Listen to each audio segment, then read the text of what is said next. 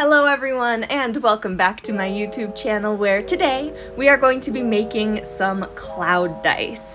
Yes, I have done a video on cloud dice before, but it was like 2 years ago or something like that, back when I was first experimenting with videos and posting on YouTube. So the video is old, and cloud dice, or this base technique, forms about 80% of the dice that I make overall. So I think this technique has a lot of flexibility, and well, I just love the look of the dice. Cloud dice are my favorite style. I think they always come out looking gorgeous. So today, without further ado, let's make some more cloud dice. I'm starting with a large cup of resin, considering I'm doing 2 full sets, and then I'm going to start breaking this resin down into smaller cups to color it. My plan going into this was to do one design with a purple and blue sky with no glitter, and then to add shimmer to the clouds of that design, and then to do a second design with a pink and blue sky that are very shimmery, and to do opaque white clouds with no shimmer for that one.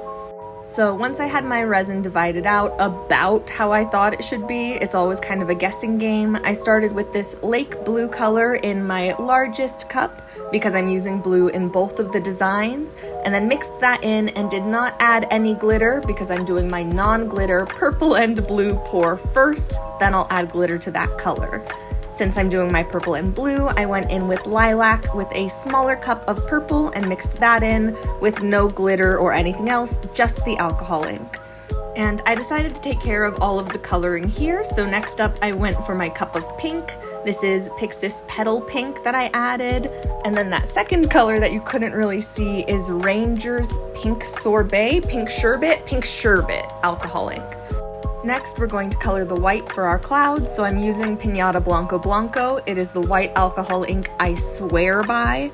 If you're having issues with your cloud dice and you're not using Piñata Blanco Blanco, I suggest you try switching and giving it a go. I will link it and everything else that I use that I can find down in my description below as always. Then, unlike my last cloud dice video, one of the big variations on clouds that you can do is adding shimmer to the clouds themselves. So for this design, I went with this chameleon pigment. It's from Solar Color Dust, and it's a lilac, pink, and rose gold shifting. So I'm adding that along with just a couple of drops of Piñata Blanco Blanco, much less alcohol ink than I would use for an opaque cloud design, because this powder is also going to be pretty heavy, and if we add too much of it, the clouds will end up all sinking down to the bottom and they won't suspend through the resin. So if you're adding mica powder or something else to the design, you want to add less alcohol ink or less of whatever heavy element you might have. But now it is time to get into the fun part and pour. For this elongated design, I started with the purple and just did a little layer of translucent purple, and then layered over that purple with the blue. Then I just alternate, so going back in with the purple, and after this purple, back in with a little bit more blue, until my molds are about 3/4 of the way full and ready for our shimmery, purpley clouds to go in. And apparently I didn't grab this on camera, but I have a pipette here that I snipped the tip off of at a little bit of an angle just to make the opening a little larger to give me some fluffier, thicker clouds inside the dice. And I am sucking up that white and color shifting lilac rose gold mix, and then inserting my pipette all the way down to the bottom of the mold, starting to squeeze on the bottom, and continuing and increasing that pressure as I pull the pipette up and swirl around through the die. This is the basics, the fundamentals of my cloud technique. Fill your molds about 2/3 of the way full of your translucent or semi-translucent resin, pipette up whatever mix is being used for the clouds, insert the pipette all the way down to the bottom of the mold, start squeezing at the bottom, and continue and increase that pressure as you pull up and swirl around the die. And because I'm using a cap mold here, off to the side, I poured a little bit of my extra resin over the cap. This is mostly because I'm adding glitter to the blue now, but I'm using that same cup of blue for my other design without glitter, so making sure that design is squared away first. Then I am adding this glitter, which I believe is an ethereal dust from Solar Color Dust called Radiance. Again, I'll link it down below if I can confirm. Then I am adding a glitter from Chromatic Castle into the pink. The cap says Command is this color, but I got all of my caps messed up, so I don't know if that's actually the correct glitter, but I will link Chromatic Castle as well in my description. But once I was happy with the amount of glitter in each of these two colors, I gave them a little mix, went ahead and degassed everything with my heat gun, trying to eliminate some of those bubbles, and then it's just kind of a repeat of the same exact technique. The only difference here is instead of layering my colors, I decided to do a little side-by-side pour, which is also something I haven't done in a really long time.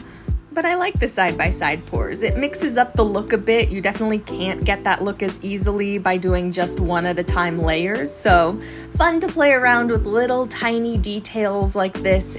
It's part of the reason I love this technique so much. You can get so many different incredible looks just by changing how you're pouring your colors into the mold. Very cool. Now I'm layering colors on top because I got lazy and just went in with a little bit of blue and pink, kind of trying to aim them over the opposite color that was already in the mold. Grabbed my pipette, again split at the end to make my opening a little bit wider. This white has no glitter, no shimmer or anything in it, so I'm just drawing that resin up into the pipette, going to insert the pipette, you know it, all the way down to the bottom of the mold. Start to squeeze when I'm at the bottom and continue and increase that pressure as I bring the pipette up and swirl it around.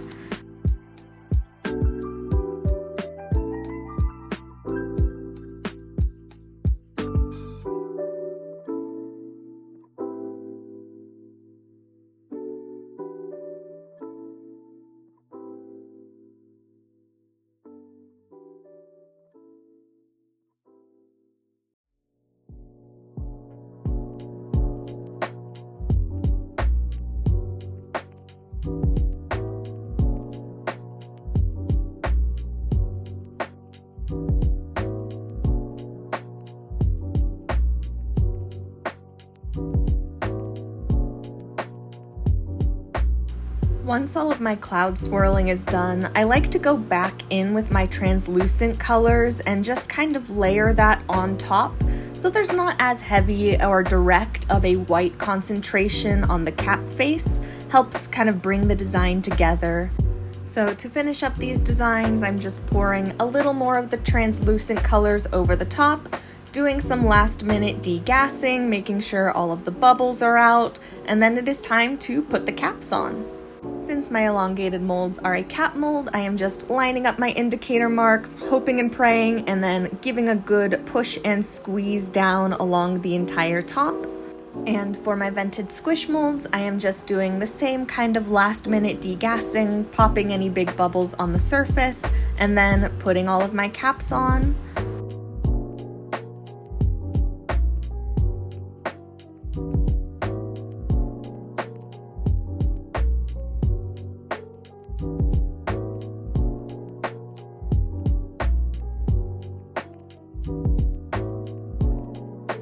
And I happen to have enough leftover resin from this pour that I decided to do a 30mm D20 blank.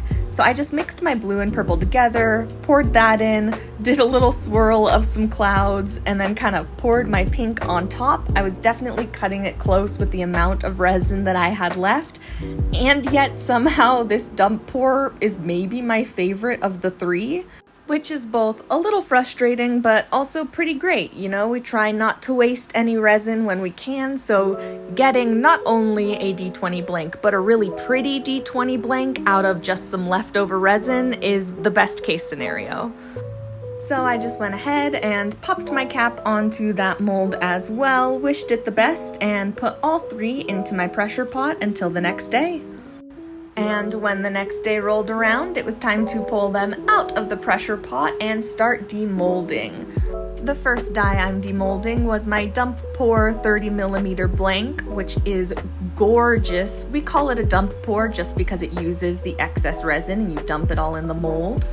Then I moved on to demolding the elongated dice with the shimmery clouds inside. I was very relieved to see no bubbles or voids on the surface. Again, this is a cap mold, which is not my preferred mold style.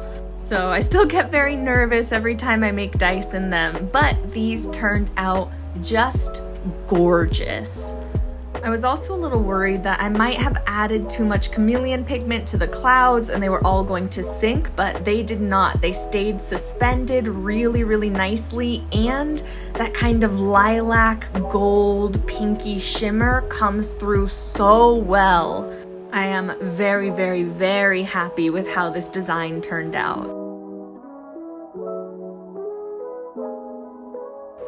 And last but not least was the glittery pink and blue dice. Unlike the last set, I really don't have any worries about these, aside from knowing that my molds are kind of old, so the surfaces of these dice aren't going to be super shiny, but story of my life, am I right?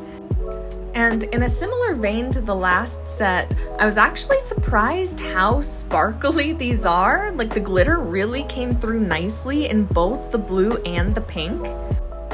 Also, it was really refreshing to see the two colors on the high face due to the little split side-by-side pour. I don't do those very often these days. I should. It's a nice little variation that I haven't seen in a while from myself. All in all, I'm very glad to be able to show you what are, in my opinion at least, 3 beautiful designs, all using the same technique, just switching up a couple of the colors and a little bit of the glitter. This style of dice really just holds a special place in my heart, and I think I will probably make them until the day I am no longer making dice anymore. And with that, that is all I have for today's video. As always, I will try to link all of the products that I used, or as many as I can, down in the description box below. If you enjoyed the video, maybe consider leaving a like or subscribing to my channel if you would like to see more videos. I am also active across almost all social media, so if you would like to find and follow me on Instagram, Twitter, I guess now X, TikTok, or support me on Patreon, you can also find links to all of those and more in the description on my Linktree. And finally, if you have any ideas, requests, or suggestions, please feel free to leave them down in the comments below. And with that, I hope that you enjoyed, I hope that you learned something, and I'll see you in the next one. Bye-bye!